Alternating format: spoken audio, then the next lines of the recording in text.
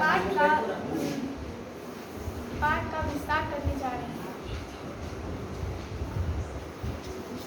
आज हम लोग जानेंगे कि भीष्म प्रतिज्ञा का देवव्रत का नाम भीष्म कैसे पड़ गया। उन्होंने क्या बड़ी प्रतिज्ञा ली जिससे उनका नाम देवव्रत से भीष्म पड़ गया। आइए जानें।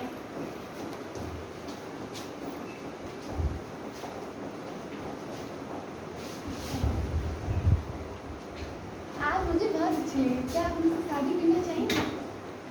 मैं आपसे विवाह तो कर लूंगी, पर मेरे पिताजी मौलाओं के राजा हैं, मौलाओं के सरदार हैं। आप उनकी अनुमति ले लीजिए तो मैं आपसे विवाह करूंगी। सत्यवती ने अपना जो विचार था वो उन राजा को सुना दिया और वह मल्लाओं के राजा के पास जा रहे हैं। मुझे आपकी पुत्री बहुत अच्छी लगी है। क्या आप उसका विवाह मेरे साथ कराएंगे?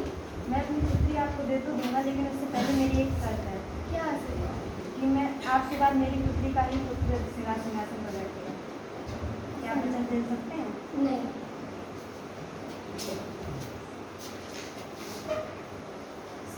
सत्यवती से वो विवाह करने से इनकार उन्होंने इसलिए कर दिया क्योंकि जो गंगा थी उनके पुत्र देवव्रत जो भीष्म बन गए बड़े होकर, तो उन्होंने उनसे यह कहा था कि राजगद्दी पर मेरे बाद मेरा पुत्र ही बैठेगा। और लेकिन वह जो मल्लाओं के राजा थे वो बोल रहे थे कि मेरी पुत्री का बेटा ही उस राजगद्दी पर बैठेगा। इसीलिए वह सोच में डूबे थे कि किसको बिठा ले, और उनको सत्यवती अच्छी नहीं लगी।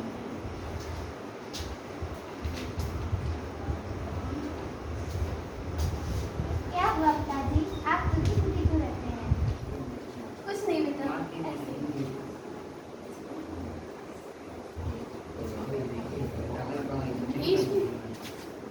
भीष्म ने पूछा कि क्या हुआ पिताजी, आप गुस्से में ऐसे क्यों बैठे हुए हैं।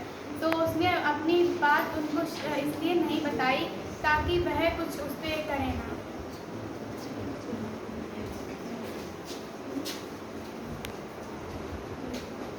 नमस्कार पिताजी राजा। मेरे पिताजी की शादी आप अपनी पुत्री सत्यवती के साथ करा दीजिए। मैं पहले से ही कह चुका कि मैं आपकी पुत्री से आपका शादी करा तो दूंगा, लेकिन उससे पहले मेरी एक शर्त है। क्या सर? कि मेरी पुत्री का पुत्र ही सिंहासन पर बैठेगा। मैं राज का लोभ नहीं करता, मैं वचन देता हूँ कि सत्यवती का पुत्र ही राजगद्दी पे बैठेगा। मुझे आप पर पूरा भरोसा है, लेकिन मैं आपके पुत्र पर भरोसा नहीं कर सकता। वो भी आपके जैसा वीर होगा। क्या पता वो मेरी नाती से सिंहासन छीनने का प्रयत्न करे। मैं प्रतिज्ञा लेता हूँ कि मैं जीवन भर शादी नहीं करूँगा, आजीवन ब्रह्मचारी रहूँगा। तो मैं आपके पिता से अपनी पुत्री को शादी हमें पता चल गया है कि भीष्म प्रतिज्ञा उन्होंने क्या ली थी जिसके कारण देवव्रत से उनका नाम भीष्म पड़ गया। उन्होंने ये कहा था कि हम आजीवन अविवाहित रहेंगे और ब्रह्मचारी रहूँगा और कभी भी शादी नहीं करूँगा और ना ही राजगद्दी का लोभ करूँगा। तो आइए अब उनकी शादी होते देखते हैं।